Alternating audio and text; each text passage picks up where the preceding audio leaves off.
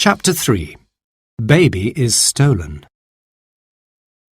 They had tried being beautiful, and they had tried being rich, but these things had not made them happy. At breakfast the next morning, the children tried to talk seriously about their next wish, but Baby was being naughty. He climbed out of his high chair. He hit Cyril on the head with a spoon. He put his hands in his bread and milk and made a terrible mess. He sang loudly, he banged his little feet on the table, and he knocked over a cup. Finally, Baby pushed over the goldfish bowl. It rolled across the table. Water and goldfish poured out and splashed onto the floor. Martha mopped up the water, picked up the fish, and put them back in the bowl. Then she took Baby upstairs to change his clothes. At last, the children could talk. "Our first wish was silly," Cyril said. "As for our second wish, money would be more useful than gold. Let's wish for £50 today." They set off for the sandpit, but Martha ran after them. "Don't forget Baby," she said. She put him into Anthea's arms. "Do we have to take him with us?" asked Robert. "He's so naughty. We don't want him." "Of course you want him, the dear little thing," replied Martha. "Anyone would want him." Baby sat on Cyril's shoulders all the way to the sandpit. The others talked about what they would do with the £50. But when they arrived, Anthea said, "We didn't mark the place where the sand fairy lives. We don't know where to dig." They started to look for the sand fairy. They dug here and they dug there, but they couldn't find him. After a while, they stopped to rest. Baby was still being naughty. He snatched a handful of sand and threw it in Anthea's face. Then he stuck his head in the sand and waved his fat little legs in the air. Of course, he got sand in his eyes, which made him cry. Robert used a bottle of lemonade to wash Baby's face. "Martha was wrong," he grumbled. "It's not true that anyone would want him. Even Martha doesn't want him, not really. That's why she gave him to us. I wish people would want him, then we might get some peace." There was silence. Then they heard, "Good morning. Well, that was an easy one. Everyone wants Baby now." There was the sand fairy, sitting next to them.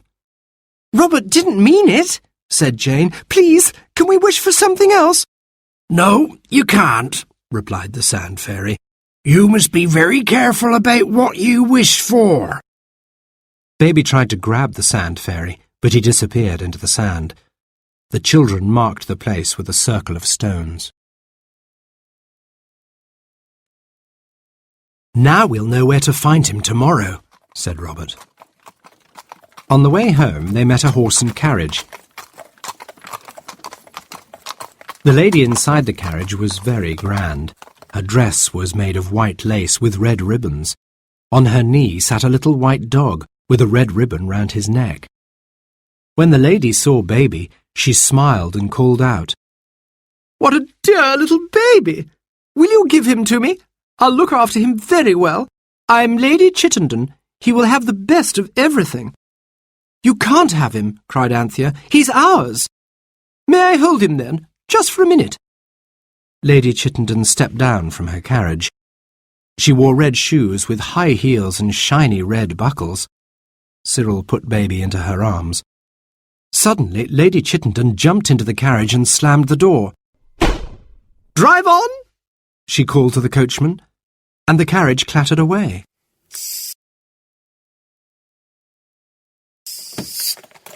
The children looked at each other. Then they ran as fast as they could after the carriage. The little white dog was barking and Baby was crying, but he stopped crying very soon and the children knew he was asleep. The carriage stopped at the gates of a grand house and the children hid behind a hedge. Lady Chittenden stepped out of the carriage and smiled down at Baby. He was asleep on the seat. "I'm going to pick some flowers," Lady Chittenden said to the coachman. "I won't wake him, the dear little thing." Lady Chittenden went to pick some flowers.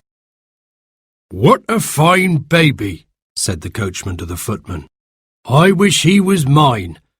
I think I'll hide him in the hedge and tell Lady Chittenden that his brothers and sisters have taken him. Then I'll come back for him later." "Oh, no," said the footman. "I want that baby. You've got 6 children already." They were so busy quarrelling that they forgot about Baby.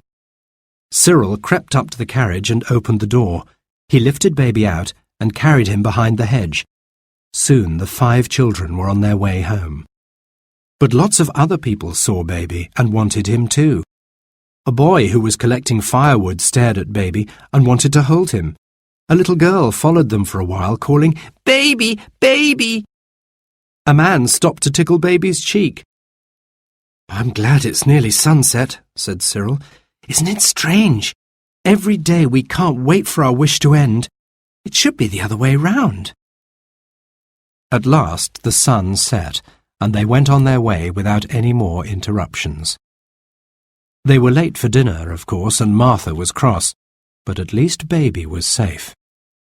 "You see," said Robert, as they all kissed Baby good-night, "we did want him after all."